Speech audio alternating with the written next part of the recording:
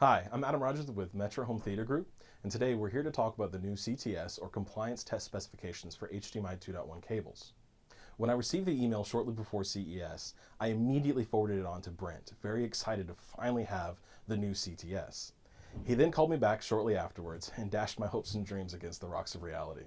So Brent, fill me in, what's going on? Well, first off, I do enjoy dashing your hopes and dreams. Understood. But HDMI is finally moving forward with a CTS, Right. Compliance Test Specification, and we are very excited about this because we've waited for 2 years to find out how to test a cable. The drawback to this is HDMI Forum is a large group of people, and there's a lot of engineering decisions that have to be put together to finalize this test. Right. And the press release that you were so excited about basically said they are happy to announce the upcoming release of the CTS specification. Correct. And it's the upcoming, that's the marketing point of this Press release. Yes. Yes.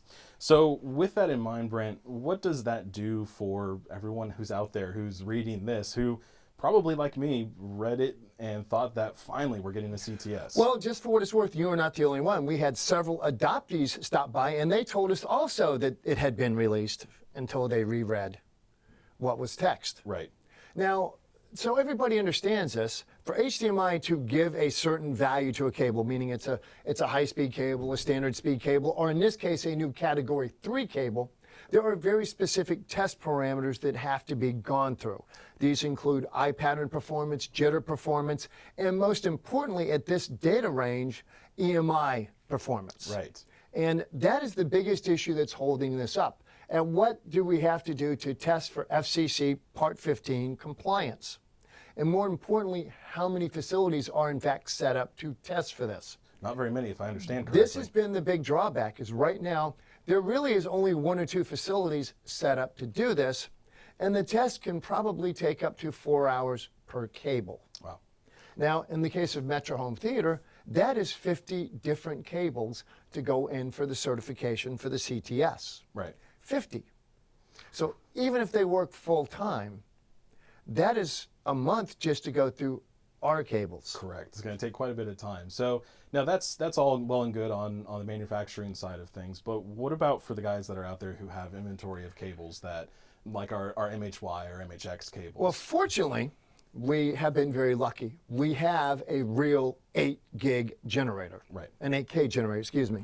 And the advantage of this is this has a 2.1 chipset on it, and they know the specifications, the CTS4 hardware has been released. So we know how a source has to perform. We know how a display has to perform. Right. And at CES, we did in fact have an 8K generator, the only one to my knowledge on the entire show floor.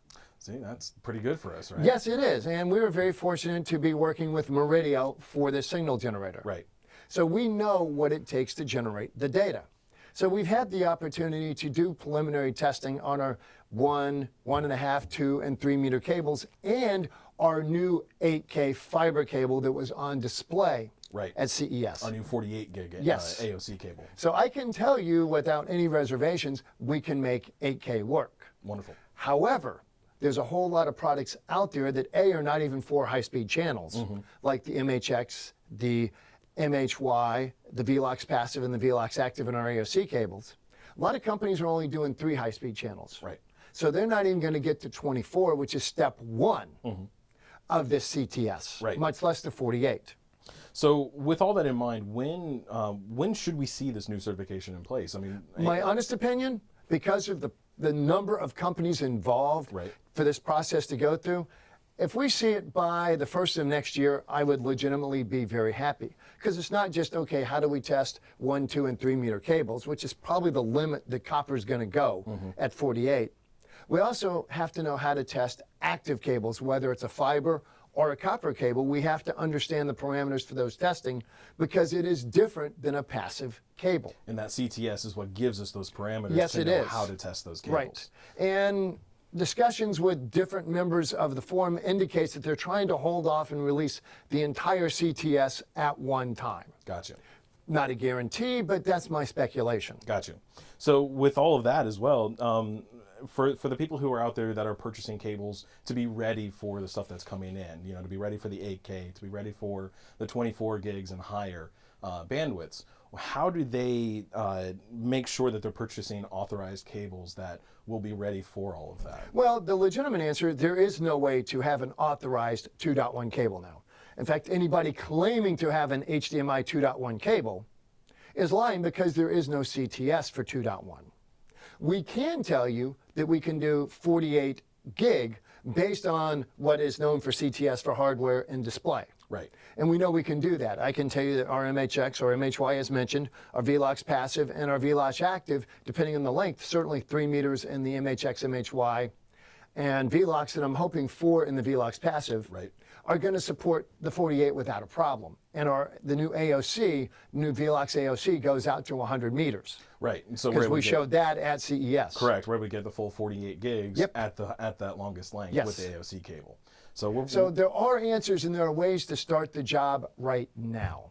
Good. The key is the manufacturer, is the dealer, is the supplier being honest with you? If they're telling you they have a CTS or an HDMI 2.1 cable, they probably are not, and they probably don't even understand what they're telling you. Right. Honestly. Yeah.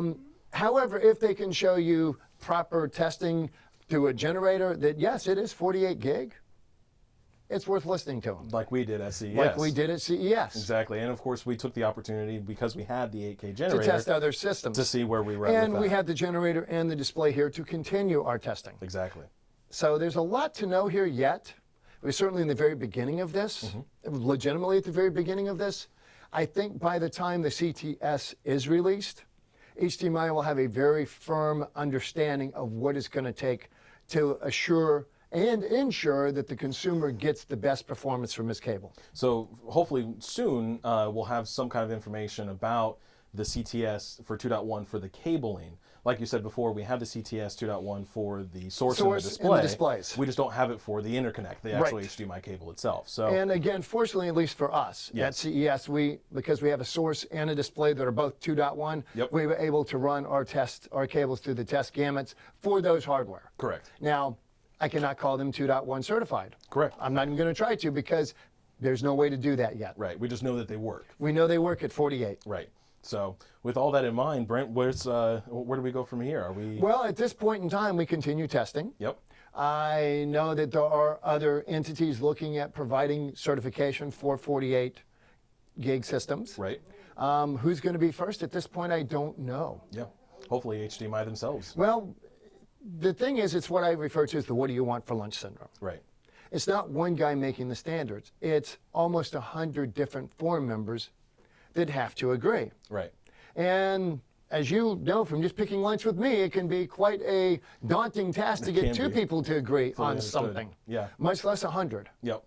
And it's not a matter of I want it my way. It's a matter of everybody looking at the facts and deciding on the best course of action, not only from a performance standpoint, but a time to test, time to market, and getting the information out. There's just a lot to know. Yeah, so there's a lot going on. So yes, there is. With all that in mind, this is where we stand right now, guys. We have the CTS 2.1 specifications for the source and for the display.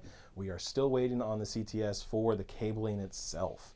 So we know, like we said before, that at CES we had an 8K generator and an 8K television that are using the 2.1 specifications yes, they are. From HDMI. And we know that with our cables, it operated. We also know for the first time the packaging requirements going forward for tested 2.1 products, which is a very positive sign. Right. So they've gone through that. So we have an idea where we're going and how we're going to get there. We just don't have a timeline yet. Gotcha. So hopefully soon. Hopefully soon. Hopefully soon. So again, guys, I'm Adam with Metra Home Theater Group. And I'm Brent. Of course, you can always reach us at our direct number or at our email addresses, which will be at the end of the screen. It'll be right down Any here. more questions, please give us a call. Thank you. Thank you.